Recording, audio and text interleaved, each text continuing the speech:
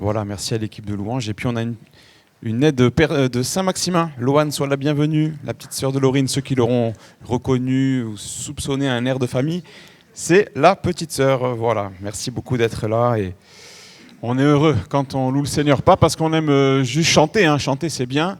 Mais quand on chante en l'honneur du Seigneur, c'est pas la même chose que quand tu chantes Jean-Jacques Goldman ou qui vous voulez. Ça n'a rien à voir, vous avez compris.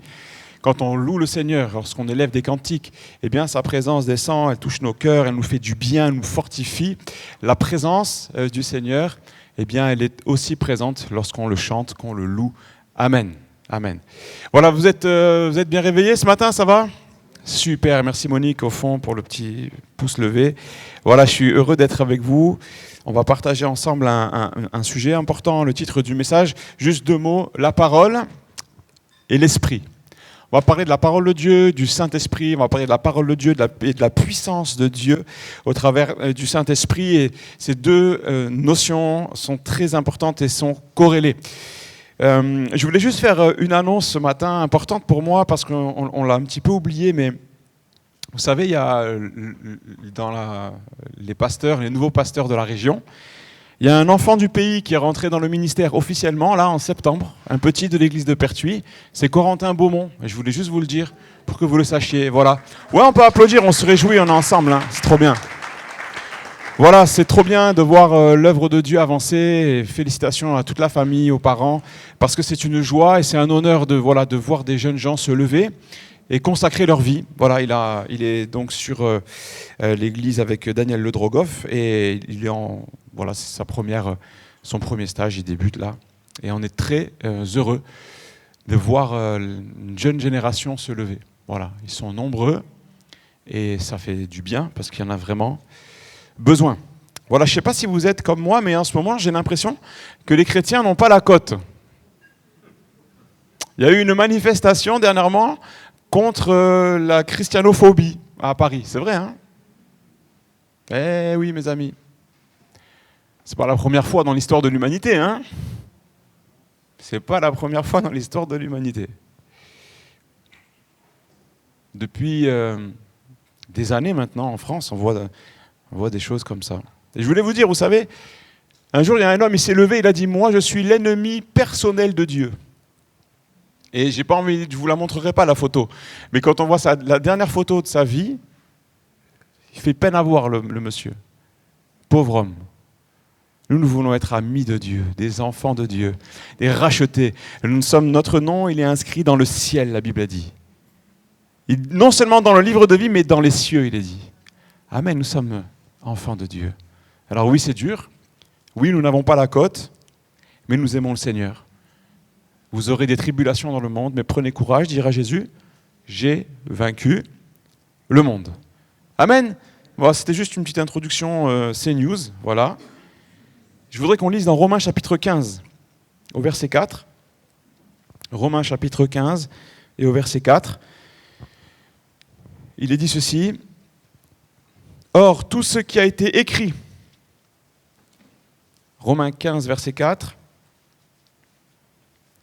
Or, tout ce qui a été écrit d'avance l'a été pour notre instruction, afin que, par la patience et par la consolation que donnent les Écritures, nous possédions l'espérance. Que le Dieu de la persévérance et de la consolation vous donne d'avoir les mêmes sentiments les uns envers les autres selon Jésus-Christ, afin que tous ensemble, d'une seule bouche, vous glorifiez le Dieu et Père de notre Seigneur Jésus-Christ. Accueillez-vous donc les uns les autres, comme Christ vous a accueillis pour la gloire de Dieu. Je dis en effet que Christ a été serviteur des circoncis pour prouver la véracité de Dieu en confirmant les promesses faites au Père. Tandis que les païens glorifient Dieu à cause de sa miséricorde, selon il est écrit « C'est pourquoi je te louerai parmi les nations et je chanterai à la gloire de ton nom. » Il est dit encore « Nations, réjouissez-vous avec son peuple et encore louez le Seigneur, vous toutes les nations, célébrez-le avec tous les peuples. » Ésaïe a dit aussi « Il sortira d'Isaïe un rejeton qui se lèvera pour régner sur les nations. les nations espéreront en lui. Que le Dieu de l'espérance vous remplisse de toute joie et de toute paix dans la foi, pour que vous abondiez en espérance par la puissance du Saint-Esprit. Amen. Ce texte commence par « Tout ce qui a été écrit d'avance l'a été pour » et finit par « Par la puissance du Saint-Esprit. » Amen. Une corrélation directe entre la parole et la puissance de Dieu. Jésus, du reste, n'est-il pas dit dans le prologue de l'évangile de Jean, au chapitre 1, qu'il est la parole de Dieu qui a été faite chair. Ça, c'est juste une introduction. Il y a une corrélation directe entre Jésus, la parole et la puissance du Saint-Esprit. Je voudrais décortiquer ce texte avec vous simplement et brièvement ce matin. Mais il est dit donc, tout ce qui a été écrit d'avance, il a été pour notre instruction. Didaskalia en grec. Ce mot-là, ça veut dire, c'est l'enseignement, c'est la doctrine, c'est ce qui pose les bases du christianisme. Notre confession de foi, notre doctrine ne vient pas comme ça, elle n'a pas été parachutée par des gens bizarres, on ne sait pas trop d'où ils viennent. Non, c'est la parole de Dieu. Et frères et sœurs, tout ce que nous croyons, tout ce que nous considérons comme étant fondamental dans notre foi, doit être écrit, je l'ai dit, je le redis, je le redirai, doit être écrit, vérifiable. Notre foi en Christ est mesurable au regard des Écritures. L'enseignement, la doctrine. Il est dit, tout ce qui est écrit, c'est pour ton instruction, c'est pour ton enseignement, c'est pour que ta doctrine soit solide. Vous savez, à un moment donné, il y a des personnes, on dit à Jésus dans Jean 6, 60, ne cherchez pas.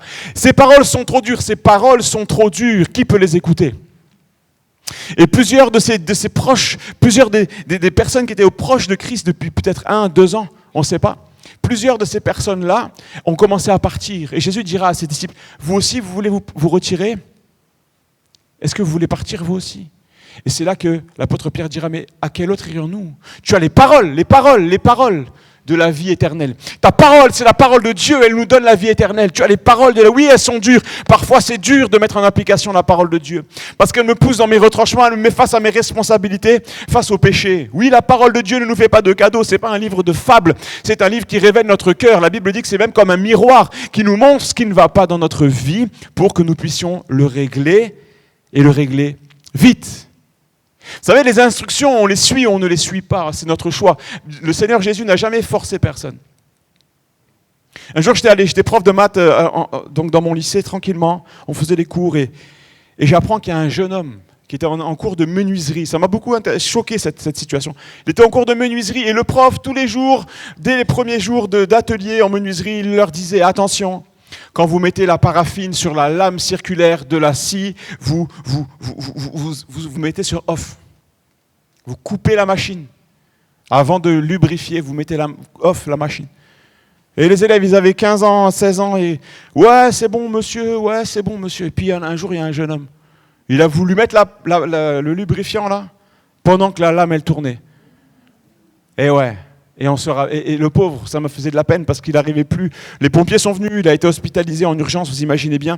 Et la séquelle, c'est qu'il n'arrivait plus à fermer la main. Vous voyez, il avait la main, elle fermait comme ça. Donc comment tu fais pour travailler ? Comment tu fais pour attraper du bois, un marteau, vous voyez ? Et l'instruction était pourtant claire.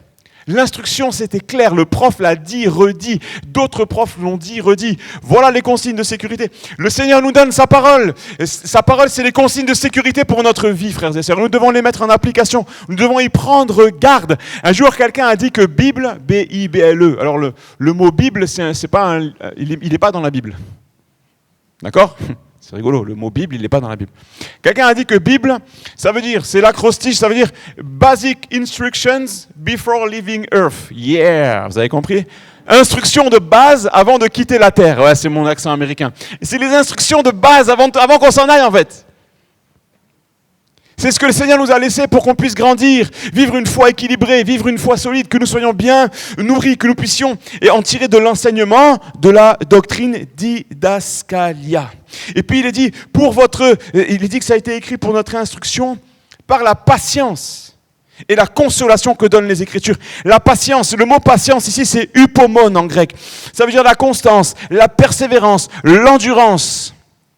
Ce mot-là, il est souvent traduit par persévérance. La parole de Dieu nous donne de la patience, mais qui peut être traduit aussi par de la persévérance. C'est la notion de rester et de demeurer. Je reste, Je demeure, je reste dans la présence de Dieu même quand c'est difficile. Je reste là, même quand c'est dur. La patience dont il est fait état ici, c'est pas juste je suis patient ou je suis impatient comme un trait de caractère, c'est pas ça. C'est je reste accroché au Seigneur même quand c'est difficile. J'attends. Et souvent on est pressé, souvent on veut tout de suite. Dans une société de consommation, on appuie sur un bouton et le lendemain, une fois j'étais scotché, il est 17h, je commandais un truc sur Amazon, le lendemain matin il était dans la boîte aux lettres. J'ai dit waouh. Et ça ne marche pas comme ça avec le Seigneur. Sa pédagogie, c'est une pédagogie qui est dans le temps. On n'apprend pas tout de suite. Comme ça, on a un claquement de doigts. C'est pas comme ça que ça se passe. La pédagogie de Dieu, ce qui est écrit, c'est fait pour qu'on puisse l'assimiler avec du temps, avec une patience, de pouvoir dire, moi, je reste attaché à Jésus. Même si je comprends pas tout. Même si je réussis pas tout. Même si je pleure parfois. Même si c'est compliqué. Même si ma vie est dure. Parce que le Seigneur nous a pas promis un long fleuve tranquille. Ce mot patience, c'est constance, persévérance, endurance. Endurance, mes amis. Endurance. Endurance. Tout ne vient pas tout de suite. De la même manière, quand j'étais plus jeune, je faisais des cours particuliers, j'enseignais pour gagner des sous avant mon mariage. Je m'étais dit, il faut que je m'achète un beau costume, je vais faire des cours. Je vais chez des élèves, on m'envoie, on me dit, tiens, voilà l'adresse. Et un jour, la dame au téléphone, elle me dit, je vais vous envoyer chez quelqu'un, mais c'est un peu risqué là-bas. Je dis, quoi ? Elle me dit, ouais, non, mais vous inquiétez pas. Je dis, bon, moi j'ai besoin d'argent, donnez-moi l'adresse, je m'en fiche, j'y vais. Clac, costume du mariage. Je l'ai mis 2 fois, après il m'allait plus, c'était trop tard. Vous voyez ? Bref, je vais là-bas, j'arrive et je vois le papa, sa tête, elle tapait presque le haut de la porte. Vous voyez, c'était un bœuf dans tous les sens. Il était aussi haut que... Bref. Et du coup, je le vois, je suis intimidé. Je dis bonjour. Voilà, et je vois le petit était gentil. Et je parle avec lui, je lui fais un cours de maths ou je sais plus de quoi, de physique, je crois que c'était physique. On fait un cours de physique, 1 heure. 1 heure, ça a duré 1 heure. Le lendemain...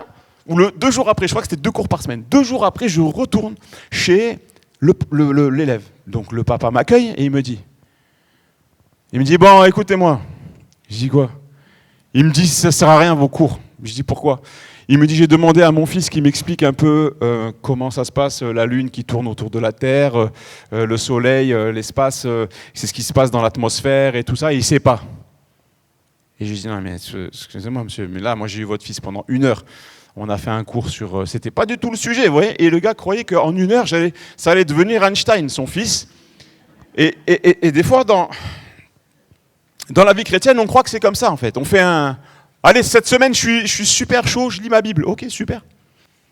Cette semaine, je vais prier. Ouais, c'est trop bien. C'est trop bien, mais ça ne suffit pas. Ce qui est écrit, tout ce qui a été écrit pour votre instruction, afin que par la patience et la consolation que donnent les Écritures, nous possédions l'espérance. Dans tout ça, c'est un cheminement. C'est pas un événement, un one-shot. C'est pas une fois tu auras de l'instruction avec de la patience, de la consolation et tout ira bien. C'est pas comme ça. C'est une vie en fait. C'est une vie. Vous savez, le disciple, il était au pied du maître et l'école, elle durait longtemps. Au pied du maître, ça dure longtemps. Ça dure toute la vie en fait. On en a toujours à apprendre. On a toujours quelque chose à apprendre. Instruction. La patience, et puis il est dit la consolation, paraclésis. La consolation ici, c'est le mot ici, ce qui sort de la Bible, ce qui vient toucher ton cœur. Cette consolation dont il est fait état ici, c'est un encouragement, une exhortation, une consolation. Du reste, n'est-il pas dit que le Saint-Esprit, le paraclétos, c'est le consolateur. Quand tu lis la Bible, parce que c'est pas un livre comme les autres. Cette parole, elle vient, elle te fait du bien. Le ministère du Saint-Esprit est à l'œuvre quand on lit la Bible, frères et sœurs. La parole de Dieu nous parle. Son esprit est à l'œuvre dans mon cœur. Pas dans ma maison ou à l'extérieur, à l'intérieur. Je lis, ça nourrit mon âme, ça me remet sur les rails, ça me convainc de péché, ça me parle. S'il y a des choses à corriger dans ma vie, je vais en être conscient. Et c'est à moi après de faire le reste. Ce texte qu'on a lu ensemble me donne 2 noms de Dieu. C'est quand même énorme. Dans un texte, il y a 2 noms qui sont nulle part ailleurs.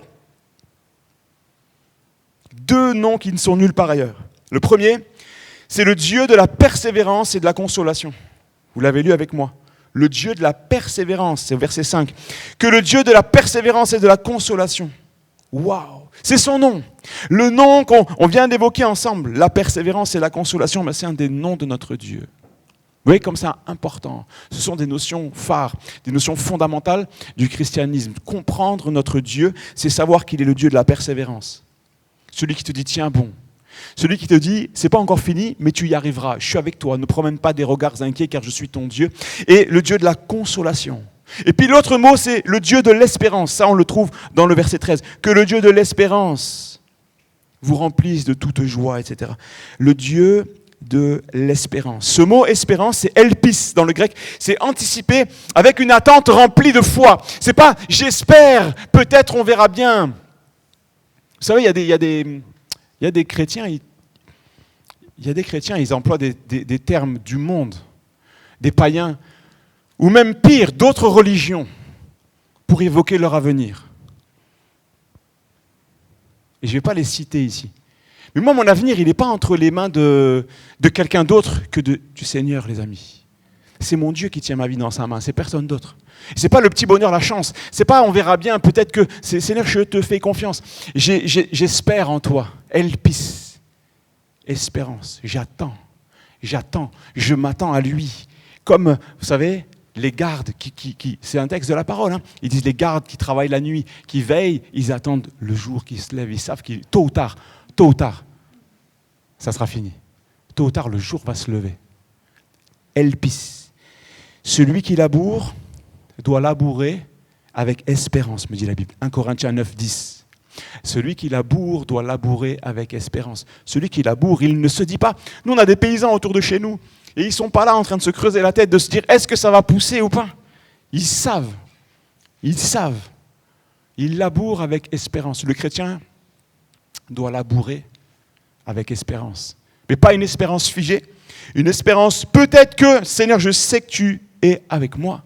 Je sais que ta parole est certaine. Je sais que tu ne me laisseras pas tomber. Tu es avec moi. Seigneur, je t'appartiens. Labourer avec espérance. Amen. Je continue. Qu'il vous remplisse, verset 13, de toute joie et de toute paix dans la foi. C'est-à-dire, il y a ces trois mots-là, la joie, la paix, la foi. C'est le même mot, le joie là, c'est le même mot que entre dans la joie de ton maître. Entre dans la joie de ton maître, c'est quelque chose d'éternel. La joie dont il est fait état ici, qu'il vous remplisse. Vous voyez, il y a une notion de remplissage. La joie, la paix, la foi. On en a besoin. J'en ai besoin. J'ai besoin d'être rempli de joie, de paix, de foi. Et ça vient, ça revient, ça se remplit à nouveau à chaque fois que je passe du temps dans la parole. Ce qui est écrit, c'est ce qu'on a lu. Tout ce qui a été écrit, frères et sœurs. Waouh, c'est pour que le Dieu de l'espérance te remplisse de toute joie, toute paix dans la foi, pour que vous abondiez en espérance. Ces choses-là, on en a besoin. Le Seigneur nous les donne et il veut nous en donner à profusion. On en a besoin parce que la vie est rude, parce que le combat est long. On a besoin de ce qu'il nous promet ici. Et je termine juste cette analyse de texte, après on ira plus loin. Par la puissance du Saint-Esprit, le Seigneur nous montre ici la complémentarité entre la parole de Dieu et le Saint-Esprit. Tout ce qu'on a dit, c'est l'action de la parole de Dieu dans notre cœur au travers du Saint-Esprit, mes amis. Cette parole est vivante. Ces éléments fondamentaux dans la vie du croyant se développent au travers de sa parole et au cœur de la présence du Saint-Esprit. Alors quand les deux sont corrélés, mes amis, quand on est dans la présence du Seigneur, comme on l'a fait la semaine dernière, on a adoré le Seigneur et puis le frère a dit voilà, cherchez Dieu, on y va, on cherche le Seigneur, laisse-le te parler. C'est des moments extraordinaires, comme on a vécu ce matin, tant d'adoration, on loue le Seigneur. Quand la présence de Dieu est là, mes amis, moi souvent je lis la parole en même temps. Je ne fais pas des études théologiques, mais waouh, ça me fait tellement de bien. Ça nourrit mon âme. C'est ce qui fait que, au bout de 20 ans et des brouettes après, et plus on est toujours debout. Ceux qui en sont là depuis 40 ans dans la vie chrétienne, si vous êtes là, c'est parce que la parole et le Saint-Esprit ont fait son œuvre en vous, et vous êtes encore là. Amen. C'est un long combat, c'est un long chemin. Il est parlé d'instruction, de patience, de consolation, d'espérance, de joie, de paix, de foi. Jésus dira, écoutez bien, pour ceux qui doutent de la corrélation entre la parole et l'esprit, écoutez bien ce verset, c'est Jean 6, 63. Les paroles que je vous ai dites, elles sont esprit et vie. Les paroles que je vous ai dites, dira le Christ, elles sont esprit et vie. Derrière la parole, il y a la puissance du Saint-Esprit qui amène la vie et la vie en abondance. Amen. Les paroles que je vous ai dites sont esprit et vie. Ok. Je voudrais aller un peu plus loin ce matin. Toujours pareil, la corrélation entre la parole et l'esprit. Vous êtes avec moi? On y va? On va partir dans une fête juive qui s'appelle la fête de Shavuot. Vous connaissez? Shavuot en français, c'est la Pentecôte. La fête de Pentecôte. Chez les Juifs, Shavuot, c'est la fête qui commémore deux choses, mais principalement, c'est le don de la parole de Dieu à Moïse sur le mont Horeb. Le don de la parole. Alors, Dieu n'a pas donné toute la Bible à Moïse. Il lui a donné les tables, et puis le reste de la parole est venu après. Vous êtes d'accord avec moi? Ok. Cette fête, elle est à la jonction entre la parole et l'esprit. Je vais vous montrer pourquoi, rapidement. En effet, prenons le temps d'expliquer un peu. Cette fête de Shavuot, c'est 50 jours après Pâques. 50 jours après Pâques. Pâques, c'est la fête qui célèbre la puissance du Dieu d'Abraham, d'Isaac et de Jacob, qui fait sortir son peuple d'Égypte. Vous êtes avec moi? Et 50 jours après cette fête, Dieu donne la loi à Moïse sur le mont Horeb. Cette fête célèbre la transmission de la parole de Dieu à son peuple. Ok? Vous êtes avec moi? Cette fête célèbre aussi, je vous ai dit qu'il y avait deux choses principalement, ça célèbre aussi l'accomplissement des promesses. C'est la fête des moissons. Là, on parle de moissons. Pourquoi? Eh bien, parce que Dieu a dit dans le Deutéronome, au chapitre 8 et au verset 7, « L'Éternel va te faire entrer dans un bon pays, pays de froment, d'orge, de vigne, de figuier, de grenadier, pays d'olivier et de miel. » Ça, c'était la promesse de Dieu faite à Moïse et à son peuple. Et quelque temps après, avec Josué, ils vont y entrer. Et lorsqu'ils faisaient Shavuot, les Juifs, j'ai parlé de christianophobie, mais que dire de l'antisémitisme, hein? Je referme la parenthèse. De la parenthèse. Lorsqu'à la fête de Shavuot, les Juifs venaient, ils venaient au temple. C'est pour ça qu'on appelle ça la fête des prémices. Ils prenaient les premiers des fruits et les amenaient au temple. C'était le moment où la moisson était terminée. 50 jours après Pâques, ils venaient avec tous les fruits que j'ai cités là. Il y a des céréales, il y a 2 céréales et 5 fruits.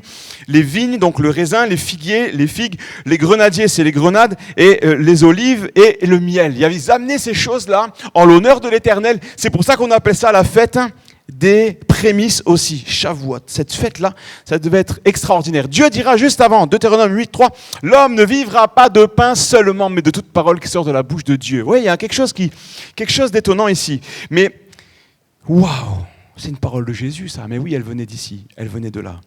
Donc Dieu est en train de donner la matérialisation des biens, ok? Le peuple va avoir maintenant tous ces fruits-là. La promesse est là devant vous, c'est pour vous. Waouh! C'est la promesse matérielle, c'est trop bien, c'est une bénédiction. Ils ont une terre, ils ont des arbres fruitiers, gloire à Dieu, amen. Mais ça va beaucoup, beaucoup plus loin que ça. Faisons un bond quelques siècles après. Jésus vient de mourir au moment de Pâques. 3 jours après, il ressuscite. Au bout de 50 jours après la mort de Christ, 50 jours après sa mort, les Juifs allaient de nouveau, comme chaque année, fêter Shavuot. La révélation de la parole, l'accomplissement de la promesse. Quand soudain, 120 personnes sont dans une salle, comme on est là. Ils vont se mettre à prier. Et la puissance du Saint-Esprit va descendre dans Acte 2. La puissance du Saint-Esprit va descendre. 50 jours après Pâques, il va y avoir là la puissance du Saint-Esprit qui va descendre. Comme faisant équilibre entre le sacrifice pascal, celui du Christ, la parole qui est révélée à Moïse et la puissance de Dieu à l'œuvre qui descend dans cette chambre haute. Plus de 120 personnes étaient présentes, qui ont été embrasées. Et nous en sommes les fruits aujourd'hui. Ce parallèle simple nous montre la complémentarité entre la parole et l'esprit. Du reste, quand Moïse monte sur la montagne sainte, sur le mont Horeb, qu'il reçoit la parole, il redescend, qu'est-ce qui se passe? Son visage brille. Le peuple a peur de le regarder. Ils disent, oh là là, qu'est-ce qui se passe? Il mettait un linge sur son visage. Ça, c'était pas la manifestation d'un livre, d'un rouleau, parce que c'était sous forme de rouleau. C'est la manifestation de la gloire de Dieu. Ainsi, dès l'Ancien Testament, dès la révélation de la parole de Dieu sur le mont Horeb à Moïse, il y avait une portion de la gloire de Dieu qui était déjà à l'œuvre. Quand Moïse était sur ce même mont Horeb quelques années auparavant, Exode chapitre 3, le buisson ardent, c'est la manifestation de la puissance de Dieu en gestation qui allait bientôt descendre, pas seulement sur Moïse, mais sur tout le peuple à la Pentecôte. Et nous sommes aujourd'hui encore debout, encore vivants, après des siècles de persécution, au travers des siècles dans le monde entier. Le chrétien est encore debout et nous le serons jusqu'à notre dernier souffle, parce que la puissance du Saint-Esprit nous anime, alléluia. Quelles que soient les persécutions, des frères et sœurs aujourd'hui subissent le martyre, on les met en prison, on les écrase, on les met dans des endroits lugubres, on leur fait manger leurs excréments, excusez-moi, mais c'est la vérité. Et aujourd'hui, l'Église est encore debout, et Jésus viendra nous chercher, parce qu'il est fidèle à sa parole.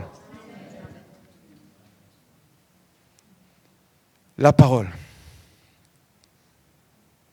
La sortie d'Égypte, le Seigneur n'a pas prévu qu'on s'arrête juste à la sortie de l'Égypte. Il a prévu de nous bénir. Il a prévu de nous amener dans une terre promise.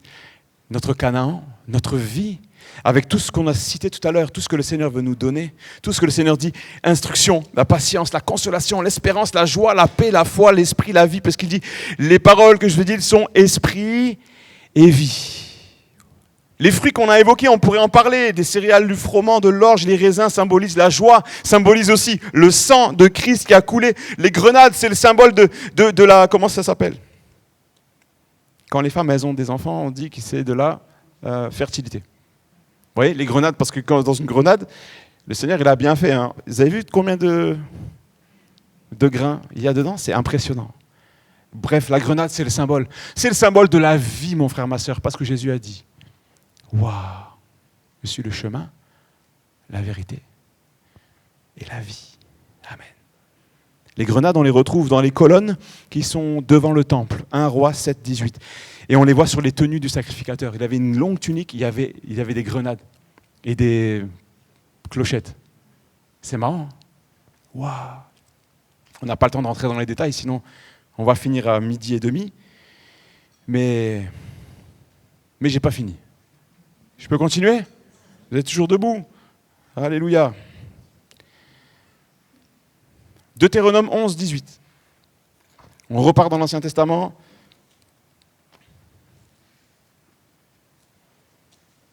Deutéronome chapitre 11.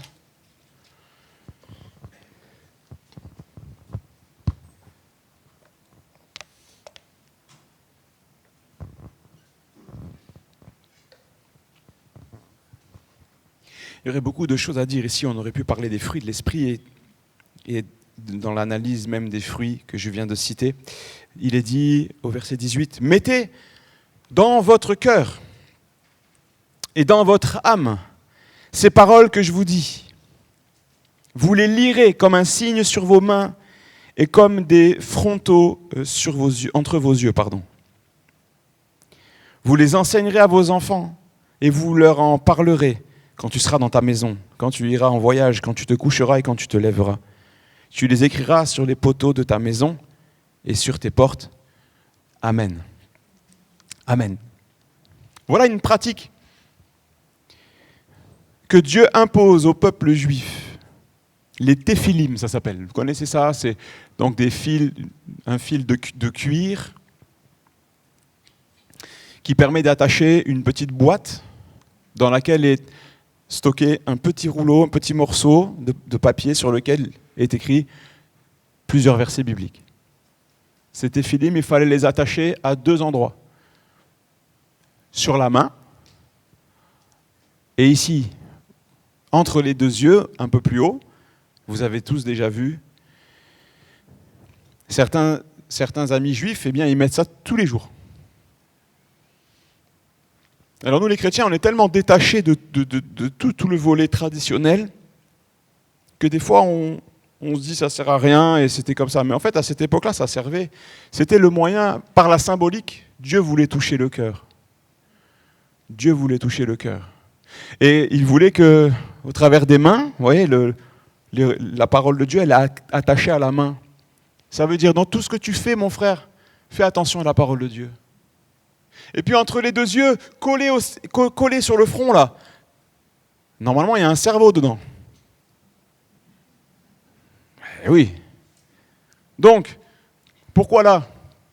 Mon ami, tout ce que tu penses, tout ce que tu regardes, doit être passé au filtre de la parole de Dieu. Fais attention, que tes pensées ne dévient pas, que tes pensées soient imprégnées de la parole de Dieu. Alors nous, aujourd'hui, vous allez me dire, Alain, moi je ne vais pas aller me mettre une Bible sur le front, mais moi non plus, t'inquiète pas.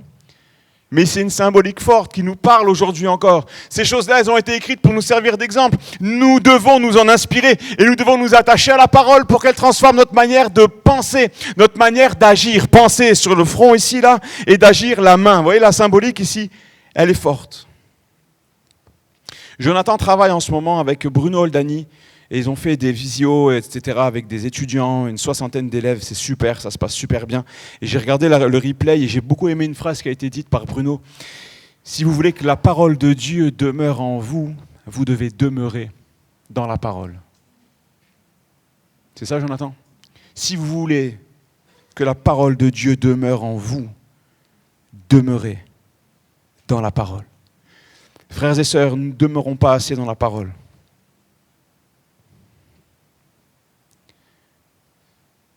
Laissons-la imprégner nos pensées, nos yeux, nos actes. Demeurons dans la parole, frères et sœurs. Que nos actions, nos pensées soient le reflet de ce que la parole dit. Jésus est la parole faite chair. Et je terminerai en vous rappelant cette illustration biblique de ce qu'est la parole de Dieu. La parole, c'est l'épée de l'esprit. Encore une corrélation entre la parole et l'esprit. S'il fallait que je convainque quelqu'un ce matin, par une autre preuve scripturaire. La parole de Dieu, c'est l'épée de l'esprit. Et j'en parlais dernièrement, c'est un petit groupe ici, je ne sais plus quand, mais dernièrement je lui racontais ça, je disais, l'épée de l'esprit, c'est quoi l'épée de l'esprit? Eh bien, ça matérialise deux choses. Ça matérialise le combat que nous sommes appelés à mener nous-mêmes, en nous appuyant sur la parole. Vous voyez? La parole, c'est l'épée de l'esprit. Quand je suis rempli du Saint-Esprit, je suis armé, je suis rempli. Cette parole, elle devient vivante en moi, je peux m'en servir pour me battre. Et puis il y a des moments où le Saint-Esprit lui-même, il combat. Pour moi, pour nous. Il ne sommeille ni ne dort, celui qui garde Israël. La Bible dit, l'ange de l'Éternel campe autour de ceux qui le craignent. Sa présence environne les siens. Amen. Le Seigneur n'est pas loin en disant, allez, bon courage, hein, soyez bénis, soyez forts. Hein. Jésus a même dit, c'est mieux que je m'en aille. Il est préférable pour vous que je m'en aille. Je vais vous envoyer un autre consolateur. Eh oui, et c'est ce qu'il a fait dans Acte 2. La puissance du Saint-Esprit est descendue. Le Saint-Esprit vit en nous. Je ne parle pas ici simplement. Mes amis, il y a deux choses. Comme ça, on est scripturaire jusqu'au bout. Le Saint-Esprit descend dans le cœur de tout croyant. Alléluia. Mais il y a une expérience que tu dois faire, que tu dois vivre. C'est le baptême du Saint-Esprit. Une immersion dans la puissance de l'Esprit de Dieu qui ne va pas juste te faire avoir des sensations, mais qui va te mettre en mouvement pour le combat de la vie chrétienne, qui va te permettre de rentrer dans le combat spirituel, qui va te permettre de marcher de progrès en progrès, de victoire en victoire, de marcher sur les serpents, les scorpions, la Bible dit, et toute la puissance de l'adversaire. Mes amis, nous avons besoin de la parole, ici à Pertuis, et nous avons besoin du Saint-Esprit, ici à Pertuis. Nous avons besoin d'être équilibrés, et ma conclusion, c'est de vous dire ce que j'ai dit au groupe de ceux qui servaient ici, là, on a fait il y a 15 jours une réunion. Ce qui fait le lien entre la parole de Dieu et le Saint-Esprit en nous, je crois, c'est l'amour. La parole de Dieu, tu dois la mettre en application, tu dois la vivre dans l'amour. Et la puissance du Saint-Esprit doit te pousser, te propulser, t'encourager à vivre encore plus dans l'amour, qui du reste est un fruit de l'Esprit. Amen. Amen. J'ai terminé. Prenez ces paroles comme étant des paroles importantes pour la vision de notre Église, frères et sœurs. On a besoin d'être enracinés dans la parole et remplis du Saint-Esprit. Quand je dis la vision de l'Église, ça veut dire juste C'est quoi les racines de notre Église? Nos racines sont dans la parole et elles sont dans la puissance de Dieu que nous voulons voir à l'œuvre. On va avoir une semaine de prière fin septembre. On veut que les choses bougent. On veut voir la gloire de Dieu. S'il faut faire des nuits de prière, on en fera. Le Seigneur, il n'est pas endormi. Il ne s'endort pas. C'est nous souvent qui dormons. Il n'en a pas fini avec nous. Alors mettons-nous en mouvement. Au nom de Jésus. Amen. Seigneur, merci pour ta parole. Merci pour ton Saint-Esprit. Je te prie de toucher encore nos cœurs, Seigneur, aujourd'hui. Tu es vivant. Seigneur, ta parole est vivante. Seigneur, tu n'en as pas fini avec ton peuple ici à Pertuis. Il y a un peuple nombreux ici. Merci pour les bien-aimés qui nous visitent ce matin. Que ta parole les touche. Que ton esprit les bénisse, Seigneur. Tu vas les baptiser, Seigneur, de cet après-midi. Nous te demandons, Seigneur, bénis-les, Seigneur. Prépare-les à vivre dans la parole. Qu'ils demeurent dans la parole, Seigneur Jésus. Oui, qu'ils soient des familiers de ta parole et des familiers de ta présence. Seigneur, merci pour tout ce que tu fais. Prends soin de ton peuple ici, du plus petit jusqu'au plus grand. Merci notre Dieu, et à toi soit toute la gloire. Amen.